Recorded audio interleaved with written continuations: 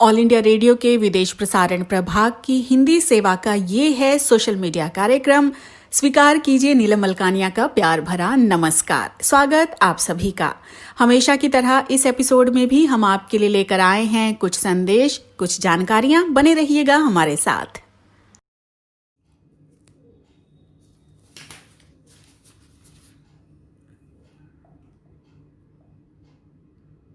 All India radio की ये हिंदी सेवा है। अब आप मुनीश शर्मा से समाचार सुनिए। सरकार ने 2290 करोड़ रुपए के अतिरिक्त हथियारों की खरीद को अपनी मंजूरी दे दी है। रक्षा अभिग्रहण परिषद ने उच्च गुणवत्ता वाले स्वदेशी रक्षा उपकरणों को भी खरीदने की अनुमति दी है। प्रधानमंत्री नरेंद्र मोदी वीडियो कॉन्फ्रेंस के माध्यम से उत्तराखंड में नमामि गंगे कार्यक्रम के तहत 6 विशाल परियोजनाओं का शुभारंभ आज करेंगे। बिहार के राज्य चुनाव अधिकरण की तैयारियों की जांच के लिए चुनाव आयोग की एक उच्च स्तरीय टीम बिहार का दौरा करेगी। एक नई विधानसभा को चुनने के लिए 28 अक्टूबर से बिहार में 3 चरणों में चुनाव होने हैं। प्रधानमंत्री नरेंद्र मोदी और डेनमार्क के प्रधानमंत्री मैट फ्रेडरिक्सन ने एक ऑनलाइन शिखर बैठक में हिस्सा लिया। शिखर बैठक के दौरान बौद्धिक संपत्ति सहयोग को लेकर एक आपसी सहयोग के मसौदे पर भी हस्ताक्षर किए गए। 2016 में दोनों ही देशों के बीच जितना व्यापार था वो 2019 में 30.49% बढ़कर 3.68 अरब डॉलर हो गया। देश का सर्वोच्च साहित्यिक पुरस्कार ज्ञानपीठ मलयालम भाषा के कवि अक्कितम अच्युतन नंबूदरी को केरल में उनके निवास पर आयोजित एक विशेष कार्यक्रम में दिया गया। उत्तर प्रदेश राज्य के सिद्धार्थनगर जिले में कई गांवों को बाढ़ से भारी नुकसान होने की खबर है। स्थानीय प्रशासन प्रभावित लोगों की सहायता कर रहा है। भारत में अभी तक कोविड-19 से 51,01,397 लोग उबर चुके हैं। पिछले 24 घंटे में स्वास्थ्य और परिवार कल्याण मंत्रालय ने 84,877 लोगों के संक्रमण मुक्त होने की सूचना दी है। भारत में संक्रमण मुक्ति की दर अब 83.01% है। पिछले 24 घंटे में देश में कोविड-19 के 11,42,811 परीक्षण किए गए। पाकिस्तान राष्ट्रीय असेंबली के नेता शहबाज शरीफ को राष्ट्रीय उत्तरदायित्व ब्यूरो द्वारा लगाए गए भ्रष्टाचार के आरोपों के बाद लाहौर में गिरफ्तार कर लिया गया है। वो पाकिस्तान के पूर्व प्रधानमंत्री नवाज शरीफ के भाई हैं। विवादास्पद नागोर्नो काराबाख स्वायत्त क्षेत्र को लेकर आर्मीनिया और अजरबैजान के बीच भड़की लड़ाई में संघर्ष अब भी जारी है। दोनों ही देश इस इलाके को अपना बताते हैं। और इसके साथ ही ऑल इंडिया रेडियो की हिंदी सेवा से प्रसारित ये समाचार बुलेटिन समाप्त होता है। ये समाचार हमें अपने वार्ता एकांश से प्राप्त होते हैं। सुनते रहिए ऑल इंडिया रेडियो की हिंदी सेवा और जुड़े रहिए हमसे जानकारी और मनोरंजन से भरपूर कार्यक्रमों के लिए। समाचार समाप्त हुए। नमस्कार।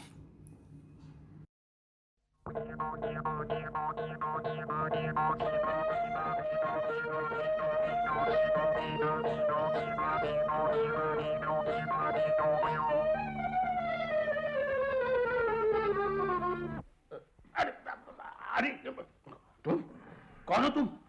चोर चोर चोर चोर ना मचाइए, मैं चोर नहीं हूँ। अब मैंने पकड़ लिया तो कह रहे हो कि मैं चोर नहीं हूँ। खबरदार जो हाथ छुड़ाने की कोशिश की तो हाँ। छोड़ दीजिए मुझे, यकीन मानिए मैं चोर नहीं हूँ। आधी रात के वक्त पाइप के सहारे ऊपर चढ़कर आए हैं आप और खिड़की में से कूद कर अंदर आए हैं आप और कह रहे हैं मैं चोर नहीं हूँ। बहुत अच्छे है। अगर चोरी करने नहीं आए तो क्या कीर्तन करने आए हो? मेरा मतलब है चोरी मेरा धंधा नहीं है। अच्छा तो चोरी तुम्हारा प्रोफेशन नहीं है? जी है तो चोरी तुम्हारी हॉबी है। हॉबी जैसे किसी की हॉबी होती है क्रिकेट खेलना, किसी की हॉबी होती है बैडमिंटन खेलना और किसी की सितार बजाना। वैसे ही तुम्हारी हॉबी आधी रात में घर में घुसकर चोरी करना। Very good, very good. मेरा मतलब है, मैं जो कुछ भी कह रहा हूँ वो मेरी मजबूरी है। क्यों नहीं, क्यों नहीं। अरे भाई, ये हर चोर यही कहता है, ये उसका घिसट का डायलॉग है। वो बोलता है जब रंगे हाथों पकड़ा जाता है, ये मेरी मजबूरी थी, मेरे बच्चे भूखे मर रहे थे, खाने के लिए पैसे नहीं है, पत्नी बीमार है, उसकी दवाई के लिए पैसे नहीं है, वगैरह वगैरह। जी नहीं, सच मानिए, मेरी ऐसी कोई मजबूरी नहीं है। मेरी मजबूरी कुछ और है। तुम्हारी मजबूरी कुछ और है? तो फिर क्या है तुम्हारी मजबूरी? मुझे भी तो पता चले। नहीं, मैं ये राज आपको नहीं बताऊंगा, ना जाने आप कौन है। अरे घबराओ मत, घबराओ मत, मैं भी तुम्हारी प्रोफेशन का हूँ।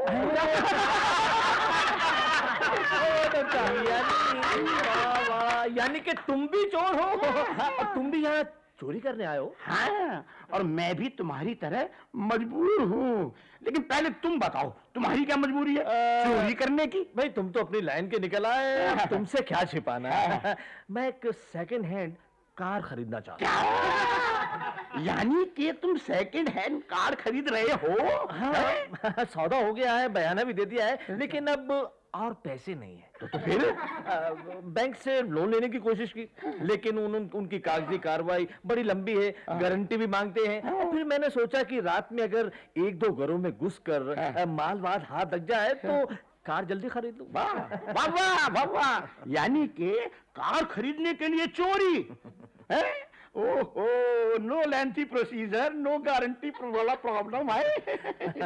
अब तुमसे क्या छिपाना भाई, चोरी का तो धंधा अभी मैंने शुरू ही नहीं किया। नहीं किया? क्या मतलब?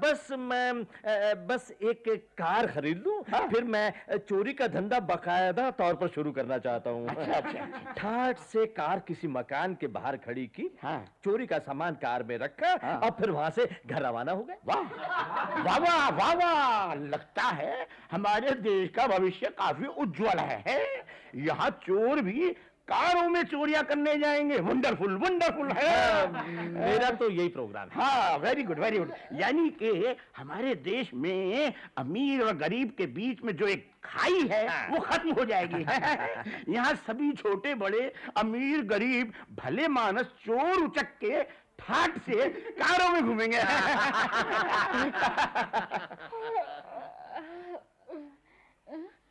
ये किसके हंसने की आवाज है? रामू, ओ रामू। जी बीबी जी। अरे बीबी जी के बच्चे, जरा कान लगा के सुन। देखिए तो, दो लोगों के हंसने की आवाज आ रही है। नहीं बीबी जी, मुझे तो नहीं आ रही। और फिर इतनी महंगाई के जमाने में कौन बेवकूफ है जो हंसेगा? तुम तो हर बात पर अपने बाबूजी की तरह बहस करना शुरू कर देते हो। अरे उठ कर देखो तो, आधी रात का वक्त है, कहीं कोई चोर तो नहीं घुसा है हमारे घर में? अरे नहीं बीबी जी, यहाँ कोई चोरी करने नहीं आने वाला। मैं भी तो 2 साल पहले इस घर में चोरी करने आया था। तब से यही एड़ियां रगड़ रहा हूँ और अपनी किस्मत को रो रहा हूँ। क्या कहा? आप कहो तो मैं बाबूजी को उठा दूं। अरे रहने दो, तुम्हारे बाबूजी आज तक कभी उठे हैं? अरे चोरों ने तो इस घर को अपना ससुराल का घर समझ रखा है। आते हैं, रात भर खाते पीते हैं और हमारी आंख खुलने से पहले ही रफू चक्कर हो जाते हैं। अब सोने भी दीजिए बीबी जी, बहुत नींद आ रही है। तो सो जाओ तुम। लेकिन मेरी बात आज कान खोल कर सुन लो, अगर चोर हमारे घर में से कुछ भी चुरा कर ले गए तो उसके पैसे मैं तुम्हारी तनख्वाह से काट लूंगी। मंजूर है बीबी जी, आपके मुंह में घी शक्कर। इसी बहाने मुझे तनख्वाह तो मिल जाएगी। हे भगवान, इस घर में क्या आया हूँ, मुझे तो ये भी नहीं पता कि तनख्वाह होती क्या है। ना जाने जब भी मैं गलती से कहीं तनख्वाह का नाम ले देती हूँ तुम रोना शुरू कर देते हो। खामोश, सो जाओ। चल, मुझे नींद आ रही है। ये कौन है? अरे घर की मालकिन है और कौन है? ये कहीं फिर तो नहीं जाग जाएगी? अरे नहीं भाई, पिछले 2 घंटे से मैं मालकिन और नौकर के बीच यही नोक-झोंक सुन रहा हूँ। थोड़ी देर बड़बड़ाते हैं, फिर जाकर सो जाते हैं। हाँ। इसका मतलब है यहाँ कोई खतरा नहीं। नहीं, बिल्कुल नहीं बच्चा। हाँ, इसको अपना ही घर समझो उस्ताद। अच्छा ये बताओ, चोरी के धंधे के बारे में तुम्हारे और क्या-क्या प्लान है? भाई मेरा तो ये प्लान है कि जो काम भी करो ढंग से करो, हाँ, ढंग से करो। इज्जत से करो। जैसे? मैं चोरी करने के लिए 1 या 3-4 कारें खरीदूंगा। अच्छा। उनके लिए ड्राइवर रखूंगा। वाह वाह, यानी कि शोफर ड्रिवन कारें। हाँ जी, मैं बकायदा एक ऑफिस खोलूंगा। हाँ। उसमें रिसेप्शनिस्ट रखूंगा, अच्छा। अकाउंटेंट रखूंगा, टेलीफोन लगवाऊंगा। वाह। एक बात और, हाँ। मैंने ये भी फैसला किया है कि चोरी से इनकम टैक्स की चोरी बिल्कुल नहीं करूंगा। बकायदा टैक्स रिटर्न भरूंगा और इनकम टैक्स भी दूंगा। वाह यार, वाह। अगर तुम्हारा ऐसा ही प्लान है उस्ताद, तो मुझे भी अपने साथ मिला लो ना। तुम्हारा मतलब है तुम्हें पार्टनर बना लो? हाँ, हम दोनों का हिस्सा 50-50 का। ठीक है, मुझे मंजूर है। अच्छा तो अगर कहो तो स्टाम्प पेपर पर एग्रीमेंट साइन कर ले। नहीं यार, 2 शरीफ और इज्जतदार चोरों के बीच लिखित एग्रीमेंट की क्या जरूरत है? बात हो गई तो हो गई। अच्छा, तो हमारी पार्टनरशिप अब ये शुरू हो जाए। देखिए और पूछ अभी से 50-50% पार्टनरशिप शुरू। मिलाओ हाथ। अच्छा, ये गठरी जो तुमने उठा रखी है, इसमें है क्या? इसमें इस घर में घुसने से पहले मैं एक और घर में घुसा था। अच्छा। वहां से कुछ 30-40 सोने के जेवर, 10-15 हजार नकदी और कुछ चांदी के बर्तन हाथ लगे हैं। अच्छा। कोई मजा नहीं आया। मैंने सोचा यहाँ भी कुछ हाथ मारा जाए, शायद कुछ यहाँ भी मिल जाए। हाँ, अच्छा, यहाँ की चिंता तुम मत करो भाई। पिछले 2 घंटे से मैं यही कुछ तो कर रहा हूँ। सारा माल बटोर कर इस गठरी में बांध रखा है। ये रही मेरी गठरी, देखो। अरे वाह, तुम्हारी गठरी मेरी गठरी से भारी क्यों? अरे भाई, वो हमारी 50-50 की पार्टनरशिप तो हो ही चुकी है ना। बस, लेकिन अभी इतना वक्त कहाँ है कि हम सारे माल का हिसाब लगाएं और फिर बांटें हैं। हाँ, बहुत देर हो जाएगी। हाँ, अच्छा ऐसा करते हैं, जो माल तुम चुरा कर लाए हो वो मुझे दे दो, और जो माल मैंने चुराया है वो तुम ले लो। यानी कि हम ये गठरिया आपस में बदल लेते हैं। अरे वाह, क्या तरीका निकाला 50-50 का। लेकिन इसमें तुम्हें नुकसान होगा, तुम्हारी गठरी तो बहुत भारी है। अरे भाई, अब जवान हो गई तो नफा नुकसान नहीं सोचते। ये लो तुम मेरी गठरी, और इधर लाओ अपनी गठरी। ये लो। अब मैं जरा खोलता हूँ। चलो। तुम्हारी गठरी में ये टूटे फूटे बर्तन और फटे पुराने कपड़े और कुछ भी नहीं है? अरे भाई, इस घर में जो कुछ भी था वो सब मैंने बटोर लिया। नहीं भैया, ये कैसे हो सकता है कि इस घर में जेवर ना हो, नकदी ना हो? ये मैं नहीं मान सकता। कुछ ना कुछ तो होगा ही। मेरी बात पर विश्वास करो, यहाँ और कुछ भी नहीं है। ओ रामू। हाँ बीबी जी। अरे मैं कहती हूँ, हमारे घर में चोर घुसे हुए हैं। मुझे बार-बार आवाजें आ रही हैं। अरे नहीं बीबी जी, ये आपका वहम है। अच्छा, मेरा वहम है। ठीक है, तुम सोए रहो, मैं उधर जाती हूँ। कहाँ है वो डंडा? हाँ, ये रहा। अगर आज कोई चोर मेरे हाथ लग गया तो मैं उसका खून ही पी जाऊंगी। अरे तो खून पीने की धमकी दे रही है? भैया, ये इस औरत की धमकी ही नहीं है, ये बड़ी जालिम है। ये जो कहती है वो कर दिखाती है। वो इधर ही आ रही है। लेकिन तुम्हें कैसे पता कि ये इतनी जालिम है? अरे भैया, इसने 10 साल पहले एक आदमी को धमकी दी थी कि मैं तुमसे शादी करके छोड़ूंगी। फिर उस आदमी ने बहुत हाथ जोड़े, गिड़गिड़ाया कि मैं शादी नहीं करूंगा। लेकिन इसने एक नहीं सुनी और इसने उस आदमी से शादी कर ली और 10 साल से उसका खून पी रही है। बेचारा। अरे भैया, वो सारा महीना मेहनत करके जो तनख्वाह लाता है ना, वो 3-4 दिन में ही चौपट कर देती है और उस गरीब को जेब खर्च भी नहीं देती। अच्छा, उस बेचारे पे इतना जुल्म हो रहा? अरे क्या बताऊं तुम्हें, वो बेचारा अब इस घर से सामान चुरा कर अपना जेब खर्च चला रहा है। तब तो यहाँ कुछ नहीं बचा होगा। अरे भैया, आज ये मुआ चोर मेरे हाथ लग गया तो मैं उसकी हड्डियां तोड़ दूंगी। भगवान, वो आ रही है। मैं कहता हूँ तुम भाग जाओ, वरना तुम्हारी हड्डियां तोड़ देगी। अरे भैया, तुम जाओ। ये ये तो रोज का रोना है। क्या मतलब? अरे मैं ही तो हूँ इसका बदकिस्मत पति। तुम उसके पति हो? हाँ भैया। अरे भैया सुनो, ये गठरी तो लेते जाओ जो मैंने तुम्हें दी है। ये गठरी भी तुम अपने पास ही रखो। अरे मैं रख लूं। अच्छा तो ये बताओ फिर कब आओगे चोरी करने? अरे मुझे क्या पागल कुत्ते ने काटा है जो फिर यहाँ चोरी करने आऊंगा? अब मैंने जब भी चोरी करनी होगी अपने घर में कर लूंगा, कुछ मिलेगा तो।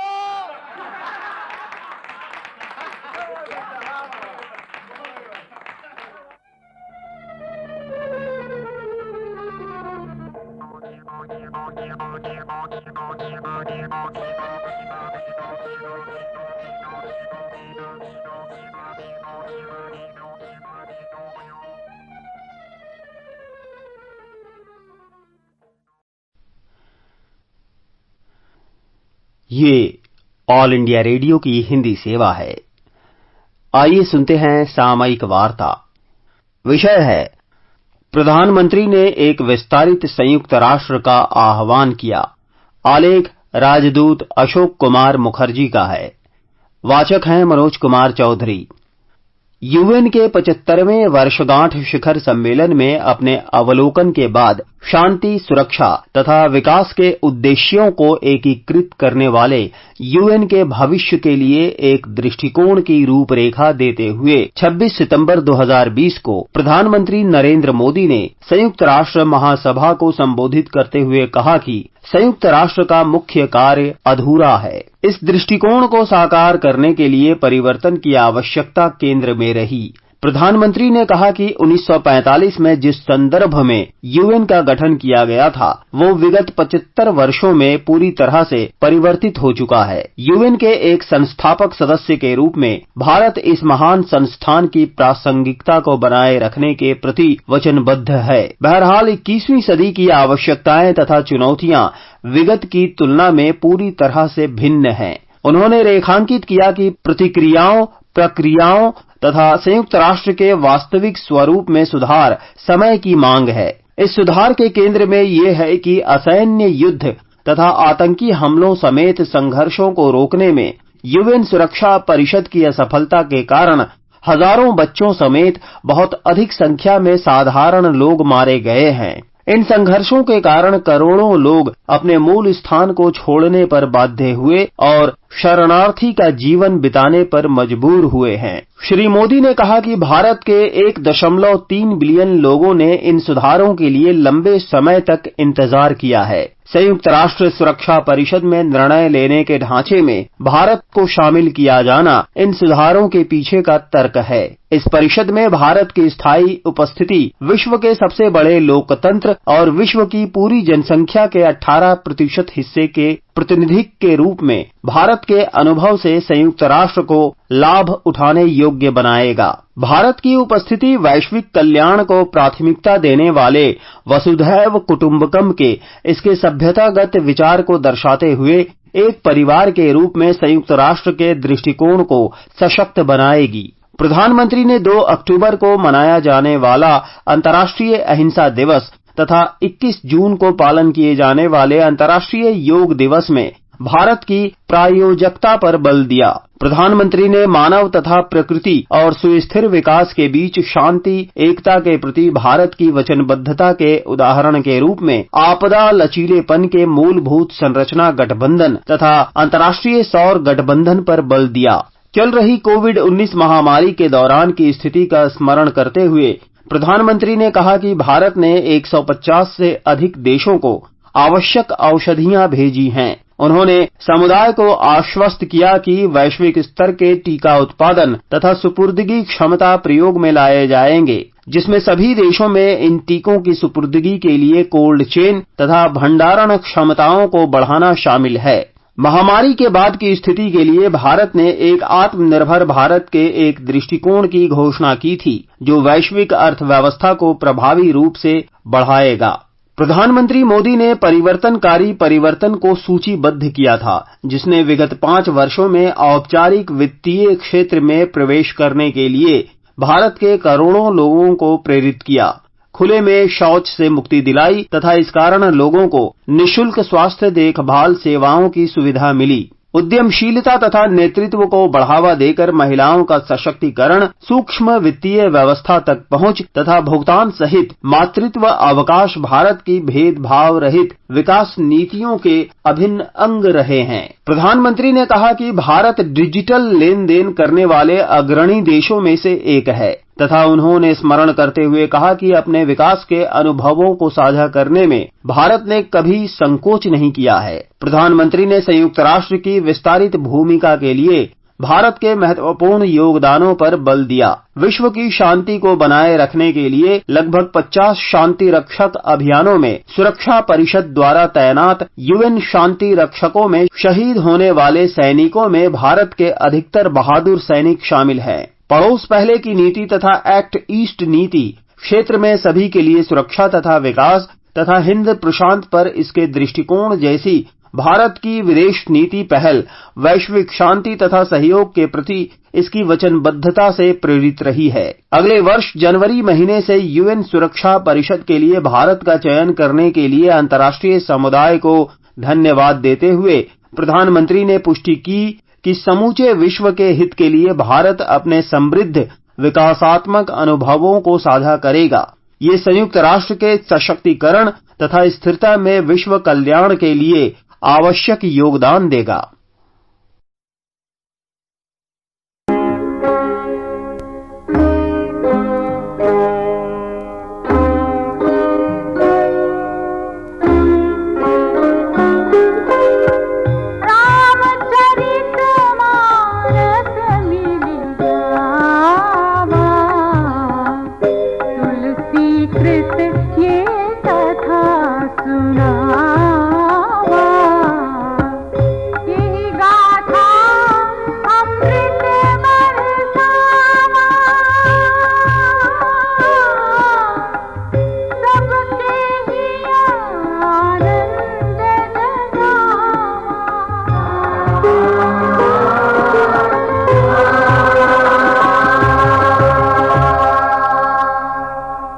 अगवानी करने वालों को अयोध्या से आई बारात जब जनकपुर के निकट दिखाई दी तो हृदय में उमड़ते आनंद से उनके शरीर रोमांचित हो उठे।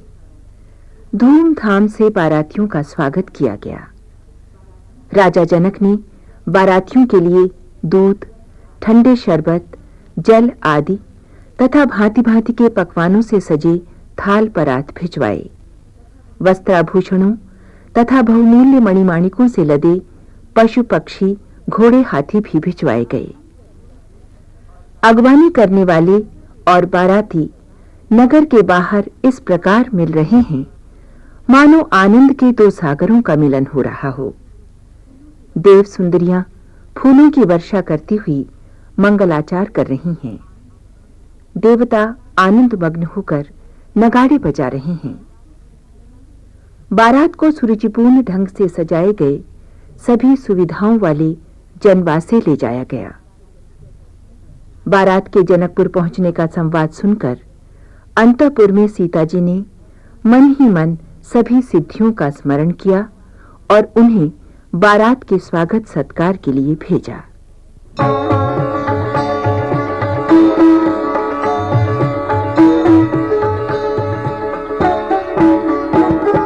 कनक कलश भरी को पर खारा, भाजन ललित अनेक प्रकारा।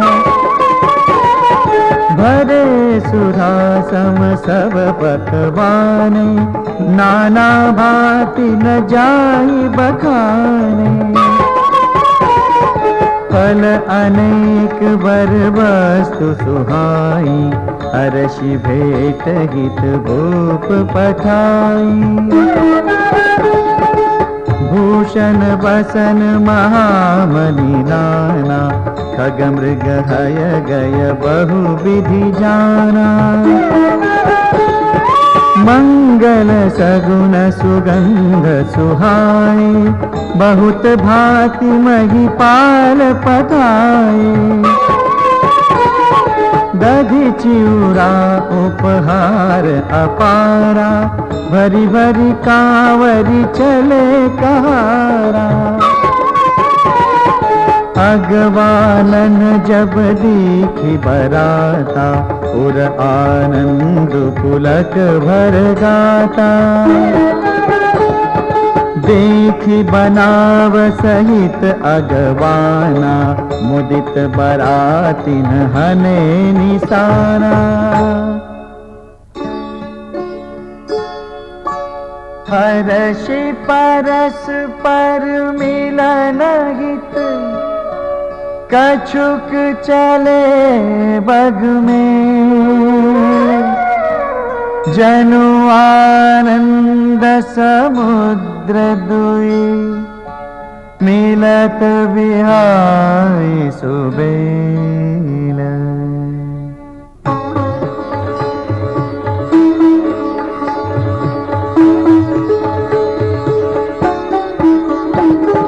बरषि सुमन सुर सुंदरी गावही, मुदित देव दुंदुभि बजावही। वस्तु सकल राखी रूप आगे, विनय की नितिन अति अनुरागी। प्रेम समेत राय सबुलीना, भय बख्शीस जाचकहि दीना। करी पूजा मान्यता बड़ाई, जनवा से कहूँ चले लवाई। बसन विचित्र पावड़े परही, देखी धन दुधन मधु परिहरही। अति सुंदर दीन उजनवासा, जह सब कहूँ सब भांति सुपासा। जानी सिय बरातपुर आई, कछु निज महिमा प्रगति जनाई। हृदय सुमिरि सब सिद्धि बोलाई, भूप पहुनई करन पठाई।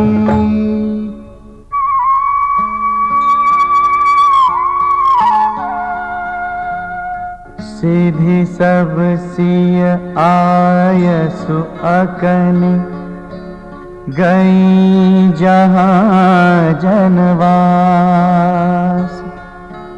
लिए संपदा सकल सुख, सुरपुर भोग विलास।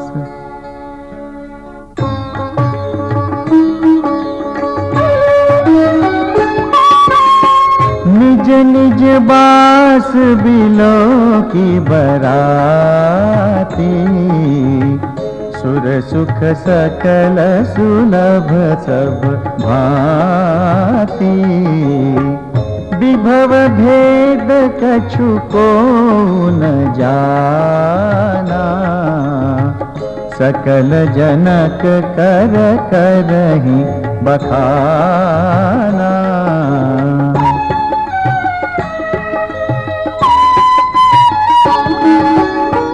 सिय महिमा रघुनायक जानी, हर्षे हृदय हेतु पहिचानी। पितु आगमनु सुनत दो भाई, हृदयन अति आनंद अमाई।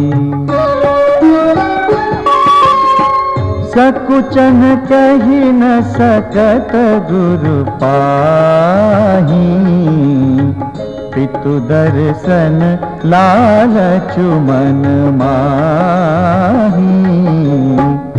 विश्वामित्र विनय बड़ी देखी, उपजा उर संतोष विसेखी।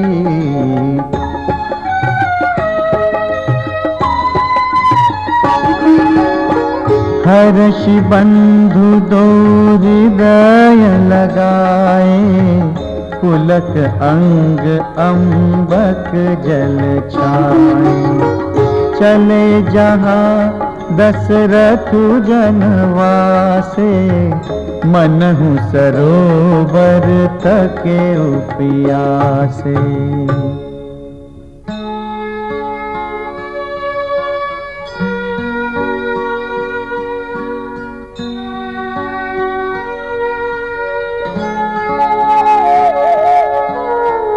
भूप बिलो के जब ही मुनि, आवत सुतन समेत।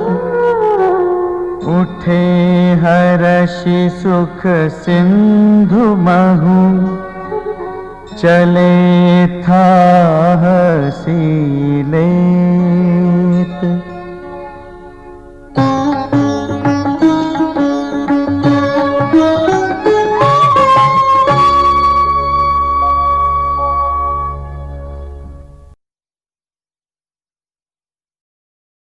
कार्यक्रम आपको कैसा लगा हमें जरूर बताइएगा esth.radiomail@gmail.com पर।